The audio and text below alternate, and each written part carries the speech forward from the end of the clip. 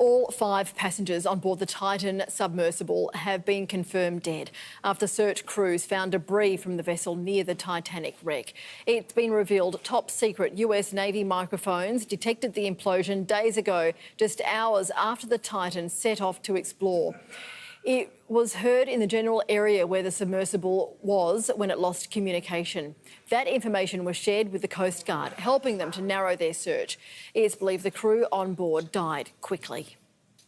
An ROV, or remote operated vehicle, from the vessel Horizon Arctic discovered the tail cone of the Titan submersible approximately 1,600 feet from the bow of the Titanic on the seafloor. The ROV subsequently found additional debris. In consultation with experts from within the Unified Command, the debris is consistent with the catastrophic loss of the pressure chamber. Upon this determination, we immediately notified the families. Film director James Cameron, who has completed 33 dives to the Titanic and is deeply involved with the submersible community, says many experts warned this could happen.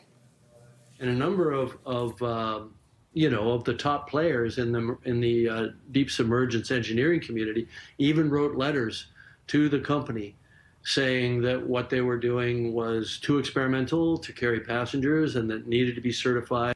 I'm struck by the similarity of the Titanic disaster itself, where the captain was repeatedly warned about ice ahead of his ship, and yet he steamed at full speed into an ice field on a moonless night. Authorities have not confirmed if they will be able to locate the victims' bodies due to the unforgiving environment. The Titan had been heading towards the wreckage of the Titanic, which is resting deep off the coast of Newfoundland. Ron Allum is the Australian deep-sea engineer who co-designed the vessel that carried filmmaker James Cameron down to the Titanic. His submersible, the Deep Sea Challenger, took the director to the bottom of the trench in 2012, opening the way for more deep-sea travel. And he joins us now from Sydney. Ron, thank you for joining us. A tragic outcome of this adventure, but sadly, as James Cameron also said, it wasn't unexpected. Yeah, I was pretty stunned this morning when I heard the news. Didn't really know what to think, and it being an engineering outcome, it's quite sad for the, I guess, the subsea community to learn that, understand that, and that, circumstances allowed this to happen. The subsea community, I would imagine, is quite a tight community. Did you know anybody on board? Yes, I had worked with Najaleed to provide details of Deep Sea Challenger for a museum in France. And, it's sort of quite sad when you do, lose somebody that you do know or you are sort of even remotely connected to. It's just such a sad story. Deep Sea Challenger made many successful trips down to the Titanic. Do you know what the differences were with this submersible? I'll just have to correct you there. The Deep Sea Challenger went to the bottom of the Marianas Trench. It never went to the Titanic. But saying that, the Marianas Trench is about 3 times the depth of Titanic. So the engineering is very, very compound. We tried to make the vessel that Jim was going to be home in for the duration of that dive, as safe as possible. So we actually built that vessel to a standard. It was the Australian standards because it was one of the most recently updated standards at the time. So it allowed us to use finite element analysis. We had professional companies doing the design, and all the steps of a manufacturer were certified by Bureau Veritas. We had non-destructive testing. We had even testing the surface of a paint.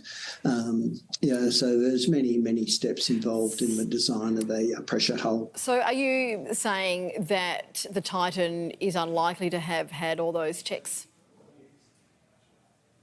Look, I don't know. I wasn't familiar with I knew of the construction of of Ocean Gate, and that they were in development of a number of submersibles. So I wasn't really privy to any of the engineering standards, for instance. I did understand or did learn that they were using new materials not normally used for vessels of external pressure, such as a carbon fibre. But at this stage, it'd be speculation whether we say, what actually caused what engineering aspect caused the collapse. Ron, the Navy obviously kept it pretty close, the fact that they heard a sound which they now say could have been the implosion, which was only an hour and 40 minutes into the dive. Would you have expected that they would have heard an implosion? And do you think they should have made that public when they knew? Absolutely. It would have certainly redirected the search. But I guess again, they may have heard the implosion, what caused the implosion. Yes, sound travels extremely well, and such a sound or such an event could be heard across the Pacific or the Atlantic, where the Titanic lay. But I would have loved to have known that information earlier, because we were making statements saying that the banging of a hull was similar to what a submariner might do if it was in a trapped submersible. So it gave hope, and but I guess it wasn't released because it would have been speculation. Ron, what does this say about subsea exploration and travel to the Titanic? Look, I think it emphasises the need for operators to be compliant, to the certifications, regulations, however they exist. And there are a number of authorities that exist that are Bureau Veritas, DNVGL, Lloyd's, American Bureau of Shipping. There are a number of these entities that do have regulations for surface vessels and also for submersibles. And you can always challenge, if you have come up with a new idea or a new design and you think it should be within the standards, there's always the opportunity that you can approach these groups or companies and say that, look, what if I can prove that, my design or my idea or my whatever is sound. Yep. They will look at it, and provided you do the due diligence, then it can be put on the list as approved designs. Okay. So we will saying that it would just be hard to meet compliance, it doesn't mean that compliance can't change to meet your design. All right, Ron Allen, thanks for joining us on what is a tragic day. No, thank you.